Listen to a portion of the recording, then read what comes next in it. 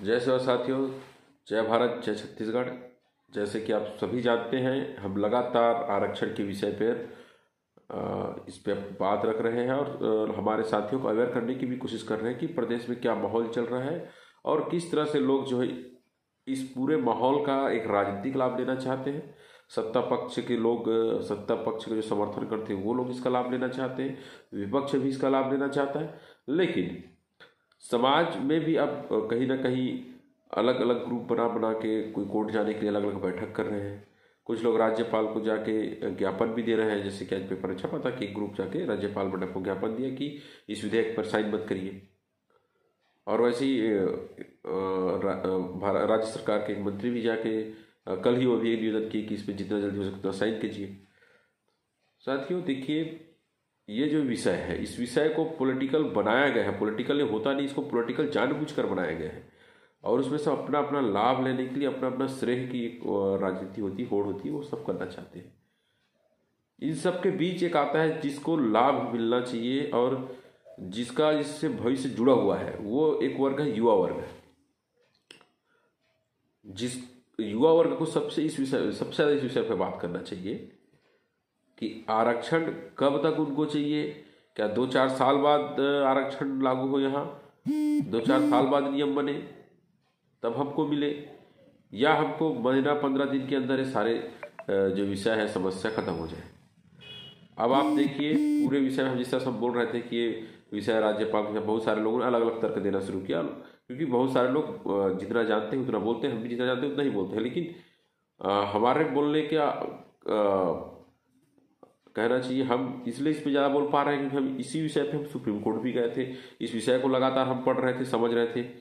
और बाकी सब लोग जो है, जो कांग्रेस से प्रभावित लोग हैं, बीजेपी से प्रभावित लोग हैं, या कहना चाहिए वो जो अपना सोच रहे हैं कि एक सामाजिक सोच रखने वाले लोग हैं, वो अपनी अपनी बात रखते जाएंगे। लेकिन यहाँ पे मैं एक बात कहना चाहूँगा कि छत्तीसगढ़ के युवाओं का, चाहे वो किसी भी वर्ग को हो, उन सब का नुकसान हो रहा है। आप देखिए, ये इस तरह से मामला अटका रहेगा, इस तरह से मामला चलता रहेगा, फिर ये हाई कोर्ट जाएगा, तो आप समझिए साइन तो होगा, आज नहीं कल नहीं परसों नहीं, जब होगा तब होगा, लेकिन उसके फिर हाई कोर्ट से जाएंगे। मान लीजिए इसमें कई लोग बोल रहे हैं कि 10 साल खींच जाएगा, पहले ये 2012 वाला 10 साल खींचा थे, भी खींच जाएगा। आप इस बात को क्लियर समझिए, 2 बार हाई कोर्ट बोल चुका है कि 50 से ऊपर हमको देना ही नहीं है, आपको दे ही नहीं सकते करके। बहुत सारे साथी कह रहे हैं कि भाई केंद्र में तो अलग से 10% देख रखे हैं, तो वहाँ के लिए, यहाँ के लिए। तो आप ये सोचिए, वो केंद्र में देख रखा है, राज्य में क्या बनना है हमको स्पष्ट नहीं किया है वो, और उसके लिए भी लोग कोर्ट जा रहे हैं। यह बात एकदम स्पष्ट हो गया है कि जो आरक्षण है वो पिछड़ापन के आधार पे, या एक जो होता है भेदभाव कहना चाहिए, एक छुआछूत जिस तरह से हुआ था इस देश में, तो उन लोग को अवसर दिया गया था। 2 ही लोग को पिछड़ापन, और ये दो तरीके थे। अब इसमें ये देखना जरूरी हो गया है कि किसको दे या ना दे। अब जो भी हमको देगा वो नियम बना के देगा जो कोर्ट में चैलेंज ना हो। लेकिन ये जिस तरह से आया है तो सभी लोग समझ गए हैं तो कोर्ट में चैलेंज होगा और सब लोग जाएंगे। यहाँ एक आप इस बात को समझिए, जिसने कोर्ट में जाके याचिका लगाई और नियमों को खारिज करवाया, उनको राज्य सरकार ने सम्मानित किया। तो लोगों को क्या मैसेज गया कि यदि हम भी कोर्ट जाएंगे, हम भी कोर्ट जाएंगे, तो लोगों को हमको लाभ दिख रहा है।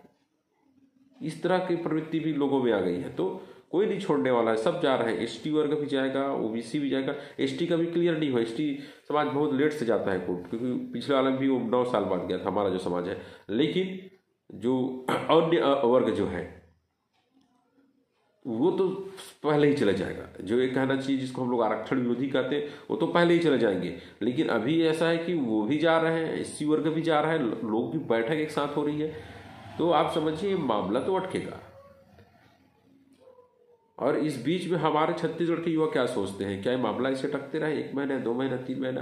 क्योंकि अभी तक निष्पक्ष कहना चाहिए। 1-2 लोगों ने प्रदर्शन किया, मैंने देखा, जो देख रहे थे, जैसे एसआई वाले लोग प्रदर्शन कर रहे थे, वो लोग चाह रहे थे कि युवाओं का कुछ हो, कुछ भला हो। आज भी ऐसे सभी युवाओं की आवश्यकता है जो इसको निष्पक्ष रूप से देखे, बिना राजनीति के चश्मे के देखे, इसको युवाओं के हित के हिसाब से देखें। अभी तक किसी भी समाज में जो लड़ रहे हैं वो लोग कौन कौन है, आप समझिए।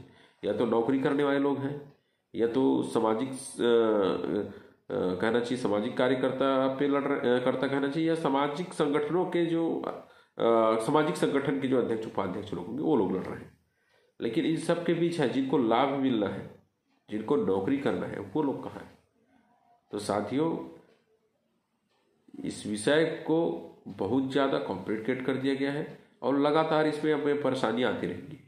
तो ये सब युवाओं को सोचना पड़ेगा, चाहे वो किसी भी वर्ग का हो, कि भाई आरक्षण यदि दिया जाए तो कितना दिया जाए और किसके अंडर दिया जाए और कब मिले। क्योंकि मामला भी जो दिख रहा है 2 महीना, 4 महीना, 5 महीना, 5 साल भर आएगा, तो क्या आप साल भर वेट करेंगे? जो लोग जिनका एज बाहर हो रहा है, वैसे भी आप देखिए एसआई का 4 साल हो गया, मतलब 2018 पिछली सरकार में निकला था वैकेंसी, वो अभी तक निकलते निकलते भी ना उसका पेपर वर्क कुछ नहीं हो पा रहा है।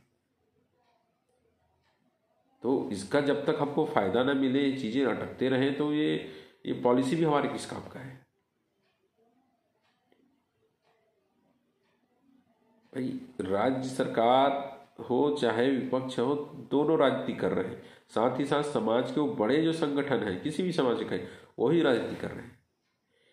हमारे प्रदेश के सभी युवा को, चाहे वो किसी भी अगर उसको सोचना पड़ेगा, एक जगह बैठना पड़ेगा कि भाई आखिर हमारा नुकसान हो रहा है तो हम लोग करें तो करें क्या?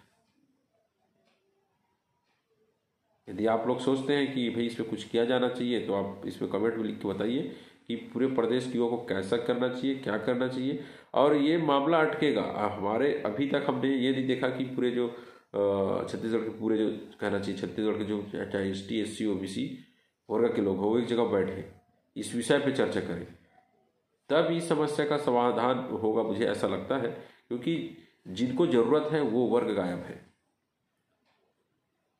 जिनको केवल राजनीति करना है वो लोग ज्यादा दिख रहे हैं। तो नुकसान तो युवाओं का ही होना है। जो PSC का रिजल्ट भी रुका हुआ है, बहुत सारे साथी बता रहे थे कि B.Ed का हो गया और इंजीनियरिंग का हो, ऐसा काउंसलिंग भी रुका है, पढ़ाई भी रुके हुए हैं। तो आप सोचिए कि युवाओं के साथ किस तरह खेल खेला जा रहा है। पर पॉलिटिकल बना दिया विषय को।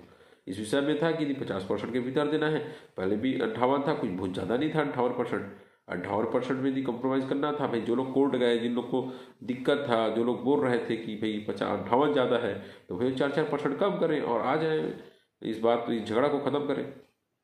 बहुत सारे साथी बोलते हैं कि आप लोग को ज़्यादा है, आप कम करिए। भाई छत्तीसगढ़ में ट्राइबल संख्या ज़्यादा है, ज़्यादा दिखता है। अन्य जगह सभी लोग को आरक्षण है, वहाँ पे ट्राइबल यदि चाहे कि उसको केंद्र में ज़्यादा आरक्षण मिले, तो केंद्र में उसको आरक्षण ज़्यादा मिल नहीं सकता, उसको 7.5% आरक्षण है। तो इस विषय को लेके बहुत सारे लोग मतलब तरह तरह के बातें लिखते रहते हैं। लेकिन आप इसको समझिए, नुकसान किसका हो रहा है? नुकसान आप जैसे युवाओं का, हम सभी युवा जो लोग नौकरी करना चाहते हैं, जो लोग फॉर्म भर रहे हैं नौकरी का, उनका नुकसान हो रहा है। राजनीति करने वाला राजनीति कर रहे हैं।